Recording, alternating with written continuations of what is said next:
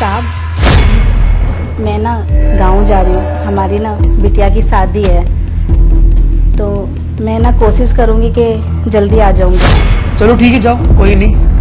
अगर कुछ काम होगा तो मुझे फोन कर देना। जी साहब, नमस्ते।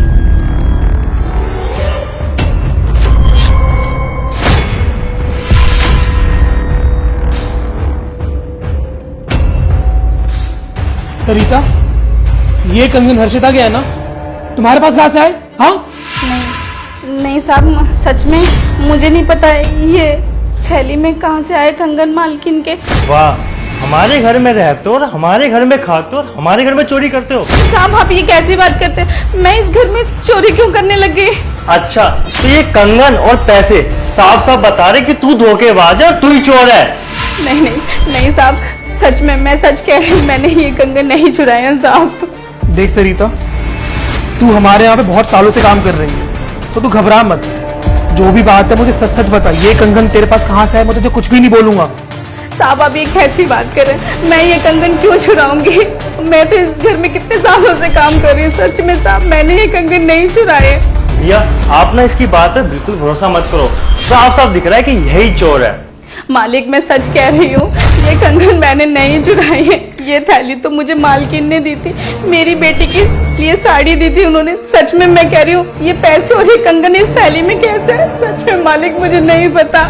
भैया, अब समझ में आया, ये पहले भाभी के रूम में गई होगी साड़ी लेने के बहाने और वहीं पे इसने कारनामा किया होगा। मालिक, आप तो मेरी बात का विश्वास कीजिए, भला मैं ये पैसे और ये कंगन क्यों चुराऊंगी? ये थैली तो ना मुझे मालकिन ने दी थी, इसमें तो साड़ी थी, और ये सच में मैंने खोल के भी नहीं देखी कि मालकिन ने मुझे कौन सी साड़ी दी है। बस मैं लेके रूम में से और आपसे मिलके बस जा ही रही थी मालिक। अच्छा, तो ये कहना चाहती है कि भाभी ने तेरे थैले में कंगन और पैसे रख दिए। तू सच बता रही है कि मैं बुलवाऊं? मालिक, मैं सच कह रही हूँ, आप मेरी बात का भरोसा तो कीजिए। मैंने सच में चोरी नहीं की है मालिक, मैंने सच में चोरी नहीं की है। भैया, अब इससे बात ही क्यों कर रहे हो? मैं तो कहता हूँ इसे पुलिस के हवाले कर देते हैं। सौरभ, तू रुक एक मिनट। ये झूठ बोल रही है, सच बोल रही है, सब अभी के अभी पता चल जाएगा। और अगर सरिता तूने झूठ बोला होगा ना, तुझे छोड़ूंगा नहीं मैं। सच बोल रही हूँ मालिक, मैं भला चोरी क्यों करूंगी? मैंने सच में चोरी नहीं की है। हर्षिता, हर्षिता! अरे क्या हो गया, क्यों चिल्ला रहे हो? एक बात बताओ कि तुम्हारे कंगन सरिता के पास क्या कर रहे हैं? देखो ना भाभी, इससे तुम्हारे कंगन चोरी करे और भैया जब से सब बात करे जा रहे हैं, मैं तो बोलता हूँ इसे पुलिस के हवाले कर दो। अरे तुम दोनों चुप करोगे? ये कंगन, पैसे और साड़ी मैंने सरिता को दी है, इसने कोई चोरी नहीं करी।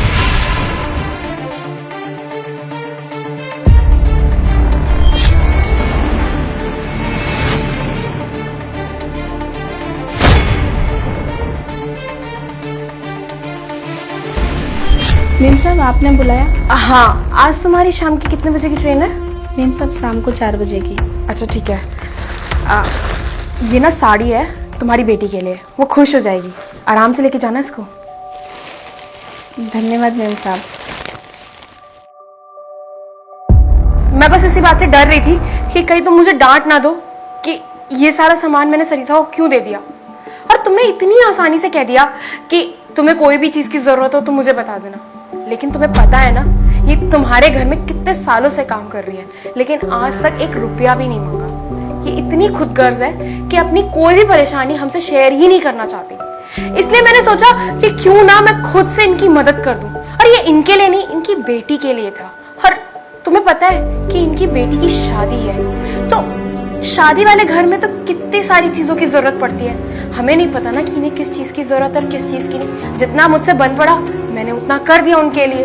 मैंने ये कंगन अपने लिए बनवाए नहीं थे, मैंने इनकी बेटी के लिए ही बनवाए थे। और अगर मैं सामने से ये सारी चीजें देती ना, तो ये कभी लेती ही नहीं, मुझे मना कर देती। इसलिए मैंने ये सब किया कि चुपचाप उस साड़ी के अंदर ये पैसे और कंगन रखे और इनको दे दिया।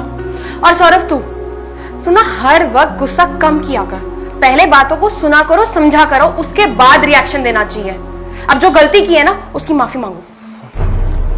सॉरी, आप प्लीज मुझे माफ कर दीजिए, मैंने आपको इतना कुछ बोल दिया। सरिता, हो सके तो मुझे भी माफ कर देना, मुझे तुम पे ऐसे शक नहीं करना चाहिए था।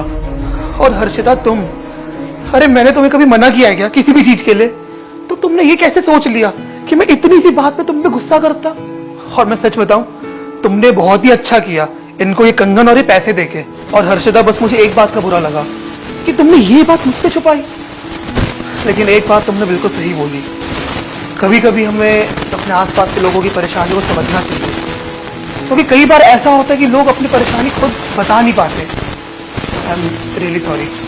और सरिता जी, आप हो सके तो मुझे माफ कर दीजिएगा।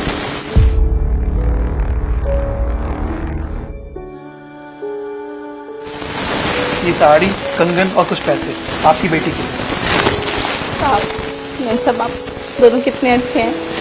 बहुत बहुत धन्यवाद आप दोनों का।